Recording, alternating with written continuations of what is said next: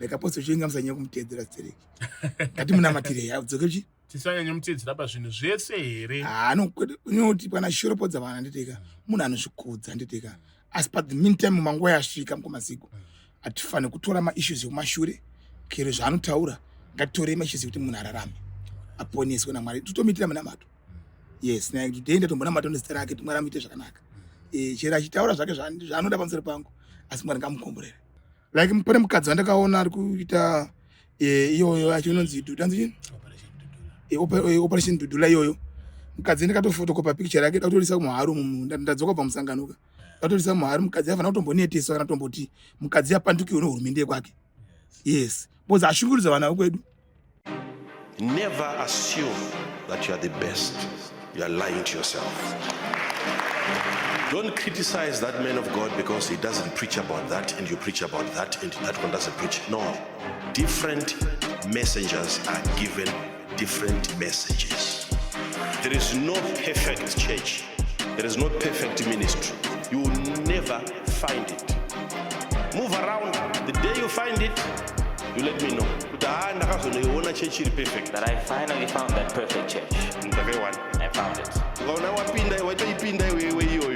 Are you still perfect? It's not perfect anymore. There's no church like that. So stop looking for a perfect church.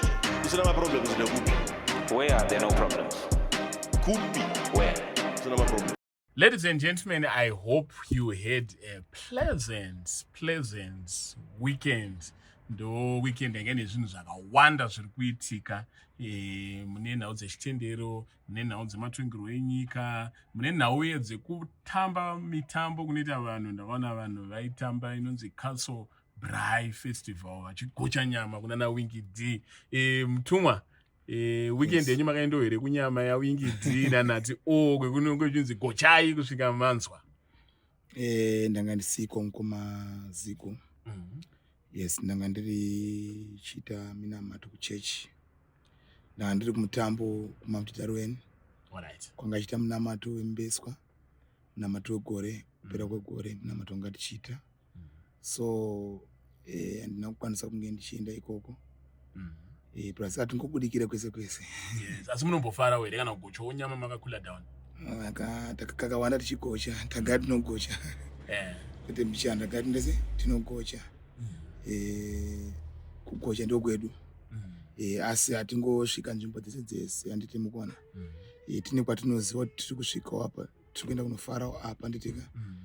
Panzvimbo dzinonzwisisa kuti munhu waMwari aripo. Kwete kwese kwese. Kwete uzooneka munhu waMwari akabata black label.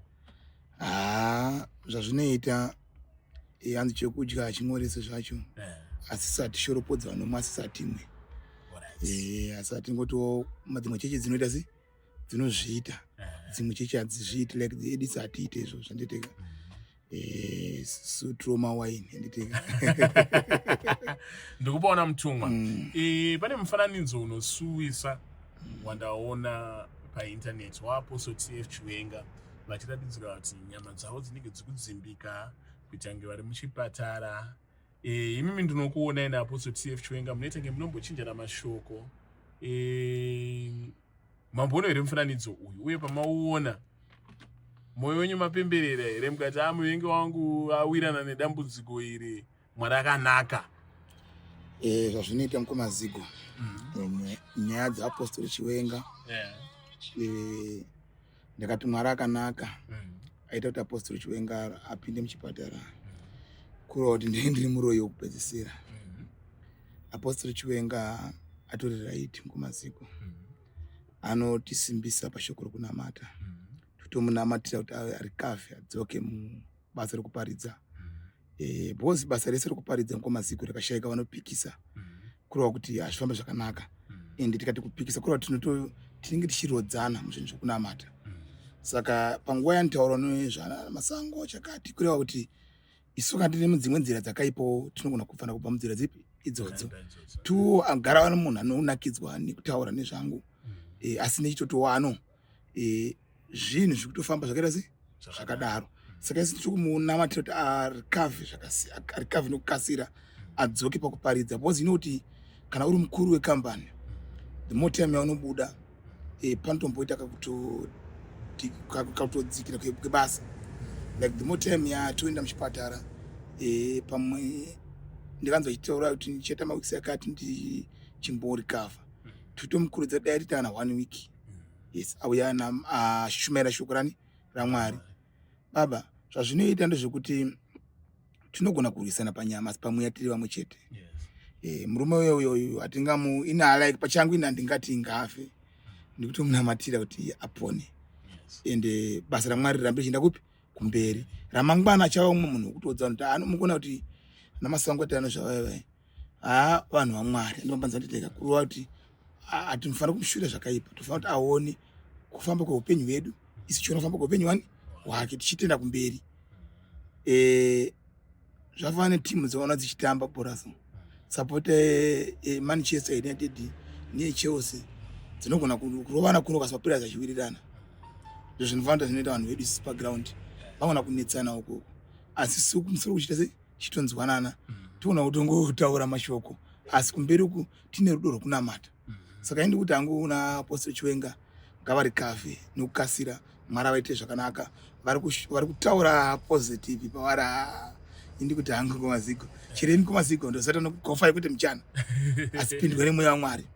Yes, zvinoita zvokuti kutogofa kwante kuenditeka zvinhu zvokuti tinge chitori vanhu vanenge vachitonakidzwa nazvo, because hachisi kuti dzikisira mapowers. Kune munhu anofunga chaichai hatidzikisira mapowers kwatiri, asi shoko zvarikaita. Because hanzi shoko risariparidzwe kufa kuti rifadze munhu wese, rinogona kutodisturba mumwe, asi chinoti apa ndipangu asi zvinhu zvangotaurwawo like Apostle Chiwenga musanyanya kumutedzera stereki ngati munamatire adzoke tisanyanya mutedzera pazvinhu zvese here.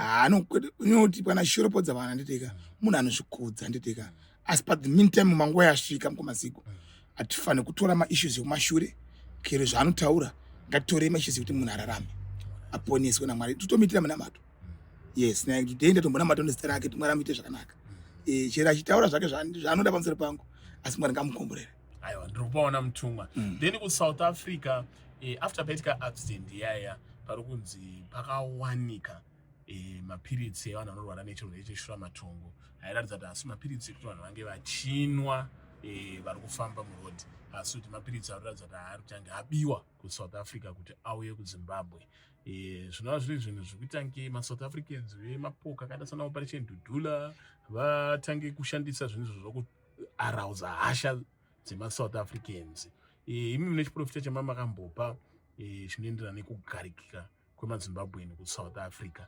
Magrupu akaita sana Operation Dudula vane veZimbabwe vongoignora here vachingoti mapenzi ekuSouth Africa vanopenga ava. Isu totoona vanhu veZimbabwe ngavazvichengetedze mukomaziko mamiriro akazvakaita. Mweya wakazvitsanangura kubva last month uchitsanangura nyaya idzodzo kuti ndaona South Africa kwaitika hondo, saka maSouth Africans igare pamunamato. Chironda paFacebook pangu vanogona kufollowa ndikazvitsanangura izvozvo, mweya watsanangura nyaya idzodzo. Tadzidziswa nyaya idzi nokuda kuti tiri vanhu vanombonge tichinamata nenyika dzokunze, tichitaurawo zvatinenge tichioneswa. Saka isi tiri kuti mapiritsi akawanikwa iyayo mukomaziko, zvazvinoita vanhu tinobudira nenzira dzakasiyana siyana. Kune munhu aigona ngaangatori mubhazi momo ane dhiri rake raanotoita uri mapiritsi iyayo. Saka isatarisira kuti isusu kuti mapiritsi aziwanirwe mubhazi, zvinhu zvangachitofamba kuti uya kunyika ipi ino ichitoponesa vamwe vanhu vedu. Saka isusu kuti South Africa inogona kurwadziwa, asi inokuti isusu chikura takatonzwa chisitiri kuti vanhu South Africa vaitouya kufudza mwambe muno, vaitokurosawo kutokutoda zvinhu kupi kunoko. Wambonana Beit Bridge kwese kuna masvingo kwangara maSouth Africans vaitoraramira munyika ipi ino, ingavazoti upenyu hunochinja. Isu chiramba chinamatira nyika yedu mukomaziko kuti ibudirire, ende upenyu hunochinja mukomaziko. Usafunzire munhu akuenda kuSouth Africa ka mangwana South Africans vachazoda kuuya kupi kunoko. Ndosaka vakuru vakati hanzi usashainira vanhu usati wafa, ishona hombe iyoiye mangwana uziva nokubatsira. Saka kuna maSouth Africans zvavari kuita ka vari kuda kukonzeresa zvakanyanya, asi ndiri kuti nini kumhuri yeZimbabwe ngavagare vakari paminamato, ngavafambe vari paminamato, nokuti ndo uvengi hwacho huripo, ndo varwisi vacho varipo. Kurwisana vanhu vatema is wrong, andimukona. Saka isi kuti isusu vanhu veSouth Africa toti Mwari vaitire zvakanaka vakomborere vagere muSouth Africa vaZimbabwe muSouth Africa tichamira nawo neminamato tichavamira nawo nokuvabatsira chena business ava nawo ari mukati momo vachinji ngavamanye paminamato pana business yacho asvika panguva dzekuaijekwa kutorwa kana kupiswa so maSouth Africans avatanga kuatageta vanhu asina chinhu ba vatanga kumhanya kuno vanhu vanechi vanosveti pakati pane zvakati pakati pane maSouth Africans maZimbabwe achienda pakati saka pese papo toti pagare pane minamato kuti vanhu vakasvika vafanira kuneteswa like pane mukadzi wandakaona ari kuita iyoyo yacho inonzi tanzi operation Dudula iyoyo mukadzi ndakatofotokopa picture yake ndakutorisa muharu ndadzoka pamusanganuka ndakutorisa muharu mukadzi afanira kutomboneteswa kana tomboti mukadzi apandukiwe nehurumende kwake yes boza ashungurudza vana vekwedu iwe zigona zati munogona mumaSouth Africans arimo muno asi abudikire chete vantorera malife yemuno muZimbabwe muno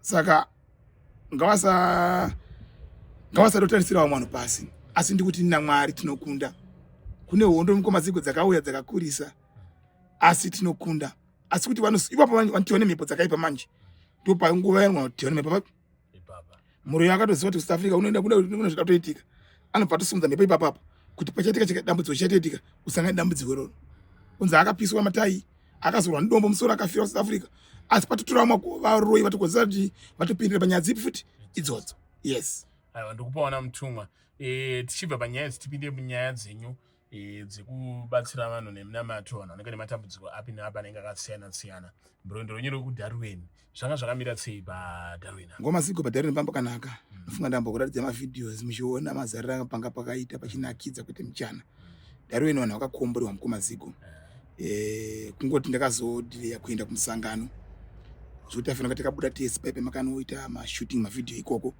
asi nenyaya dzokuti munga makaziva maprogram anga ndichiita yakandidisable nene kupi kumusangano in time ndakazoenda Saturday chete asi basa rakabuda zvakanaka mukomaziko ende vanhu vakabuda kubva kunana Bulawayo kunana Lovagweru kunana Masvingo Mutare Mozambique vanga variko mukomaziko Dande vanhu vanga variko vachibatsirwa vachitiwa minamato ukwaiwe komborera mukomaziko zoona vanhu vakuti musangano waperere ida tamba tiripo futi mutumwa aitembete modzire mazuva takataiwa chiripo nechekuti anzi basa redu tikarifamba so vanhu vanofanira kusiya basa richanakidza tikatarisa richanakidza mukomaziko ukaona kuti chimbodzoka ikuda kuti next time patinotanga kuti musangano hapana nda kusara kumba saka musangano mukomaziko vanhu vakakomborerwa ende vanhu vakaitwa zvakanaka chikundifadza mukomaziko ndechekuti kune vamwe amai vakabva muDarwin vaishereketa kuroya kwekuyoko vakafumurwa ipapo mukomaziko vakaudzwa kuti muri kuroya so zvinhu zviri pakati zvakare muarea macho manga tiri imomo muna amai vaishandisa muroora wavo nemwana takafumura zvakare mukomaziko tikachifumura mukomaziko tinofanira kusiya zvinhu zvanaka vanhu vaziva kuti kuroya kutese hakudiwe saka ibasa rakaitwa mukomaziko ndakazoita munamato manheru weSaturday yacho wanga uri strong wanga uri back to sender munamato iwoyo wodzorera mhepo kumuridzi wawo kuna baba mukomaziko vaiterwa nenyoka yemukomaziko chipetseta minamato live munhu wese akatarisa yakabva nekudondo mukomaziko ichiuya mukomaziko nyoka yemusango inotya hiti asi iyo yakaya kupinda pamoto mukomaziko ikachira pamoto pakatapota minamato like tanoita kuno kuwesa ari kutoona vhidhio iri vanga vari pamusangano vari kuziva zvakaita sei zvakaitika saka kureva kuti mukomaziko kana tinokurudzira kuti vatungamiri vemakereke kana taenda pamusangano so tofanira kuzvinyima nokuzvinyima kutsanya kufasta handi kunyebere mukomaziko marisotsi anobuda ndikutarisa kuti minamato ndikaita paka since nditange chechi yangu mukomaziko ndivambe chechi iyoyi pa 2011 svika zvaizvozvi handisati ndamboita punch yandikaita pamusangano chero makaenda kugweru yangu uri is small over Darwin is big ende wanga uchikomborera ende neni ndakazvipira kuti 1 week mukomaziko usingapinde kana mumba muna amai it's not a joke muda kutsanya yes ichifastira vanhu kuti vakomborerwe ndikupaona mutumwa chero nowanga uri kumhiri kumakungwa pano vakandipa mazita avo nezvachemo zvavo zvavanga vakandipa mukoma ziko nditarisira kuti ine maresorts ikirinorika ndofunga chatengewa mota chaiyo mukoma sure ndikupaona mutumwa. Yes. So mitambo iri kumberi inotevera ndeipi? Chimwe chinhu vanhu vanenge vachiti nguve kunaya inoi tikaenda kuchechi dzinopfeka magemenzizi kukangoti nayei ndinonaiwa ndakagara panze. isati inaniso John Masowe. Yes, ndiri kubata kwa Apostle Faith Church. Ndinongopfekwa magemenzi afanwa no John Masowe. Asandisiwechi we John Masowe. Asi imazita chete. Asi tunabata Mwari umwe chete. Asi ndikuti nini ati isati kurudzira urombo zvakanyanya mukumaziko. Tudi vanhu kana vaya kumachechi ngapaiswe matendi. Vanhu vasanaive nemvura vari pachechi. Asi kuno prazi kutenda kwakasiyana. Uzati wa John Masowe maziko ndakamboinamata ndambobva kwamugodhi. Ndakanamata kwamaziko 3 months only. Ndichigara nemunhu aindamata John Masowe ndikateka ndimboenda ndinoona zvikuita zvikiitika. Kana watopinda mazviri mukomaziko unoziva kuti unotonza zvichiita. Kana mvura yakati papa haumbovhunduki lakini asingavhunduke mvura. Nanhasi handitovhunduki. Asi kungoti tachivamboone dzimwe nzira dzedu dzatakatanga nadzo dzaka dzinomweya matise tange nadzo. Saka John Masowe kana wakatomira kudeza abhana wapenge mvura yeno naye asi havatomboinzwi. Asi vamwe vanenge vachitoshoropodza zvakati asi hazvina nabasa zve. Idonhodzo mberi baba. Ndikupaona. Saka mutambo tatarisana nawo izvo mukomaziko. Ndichakuudzai manyimanyiso. Tine nzvimbo mbiri dzatinoda kuti tinge tichiita muno muHarare. Pane paWhite House. Patoda kuvhura branch Nyowani. Tichazoita mutambo wedu 1 week ipapo. Tine panonzi pachiko apa kutanaka, kunonzi kutanaka padhuze neChiu Farm. Tinoenda futi kunoita mitambo futi ipapo. Saka changa chikuzivisai mukomaziko and I think mavideo iyayo muno muarea ndichamanage kunge ndiripo in time. Mouyawo in time so zvamakaita kugwere zviye. Mouya in time vanhu voziva kuti hatingoti tiri kupora vhiti tikusajara chete. Aiwa tine ungano yakakura mukomaziko. Yes, kune ungano yakakura chaizvo tinotoshanyiwa novaimbi vakawanda vakasiyana-siyana. Saka totarisira kuti mukomaziko basa risi kumira ende Mwari kutiitira zvakanaka. Alright, minamata vakagadzirira vanhu nematambudziko ari kubatsirwa vanhu tichipedzisa. Mukomaziko tikuti hari haisi kutomira mukomaziko. Uya nepicture rako nedambudziko rako tikande muhari. Matambudziko agone kugadzirwa zvifambe zvakanaka. Tine vanhu vari kutirwisa, vari kukurwisai, vari kurwisa vanhu mukomaziko. Tuti vanhu iwawo inzi apictures nemazita avo kuti makande mupi muhari. Ende chinoitika mukomaziko ndechekuti tikaribvonga so chisara kuti tidyiwe. Ishona hombe ndaurepo patoda kugadzira basa rokuti vanhu mukomaziko kuno vanotenda kwatiri isusu vafanira vagute kushoko rokutenda nokunamata kwachienda chiponeswa. Saka ini ndiri kutarira kuti kune munhu wese ngabate panoponesa. Ende hatisi kumira kuti back to sender. Hatisi kumira kuita matambudziko ekuloka dzimba dzidzo dzinonetsa lokusenda tiri kuloka. Nevanhu vandambudziko akasiyana-siyana mukomaziko. Mabusinessmen tiri kusumudza zvichifamba. Saka ndona uye tinenge tinaye mukomaziko. Saka tikuti vanhu ngavafamba vachinobatsirwa vauya tiriponesa. Mutumwa masango asi kumira mukomaziko. Ndifunga makaona vamwe vaprofita vandakapinda navo pokutanga chindina na Star FM muchiwira na Star FM vazhinji vakanyarara. Right now tirimo futi pane guru rakaya futi rakatanga kumhanya nesu futi zvakare. Right now ramira futi. Saka chinoitika mukomaziko ndechekuti vanhu ngavabate panoponesa. Nyama yakanaka nechitengesa yega. Aiwa maita basa mutumwa. Ladies and gentlemen, ndo mutumwa wamuri kunzwa namba yawo inogara chibuda pascreen. Hatibvise kuitira kuti mupiwe ma-important updates kuti zvinhu zvakamira sei tichienda mberi. And with that we are out. Totenda mukomaziko. South Africa paminamato tinemi hatisi kukusiyai.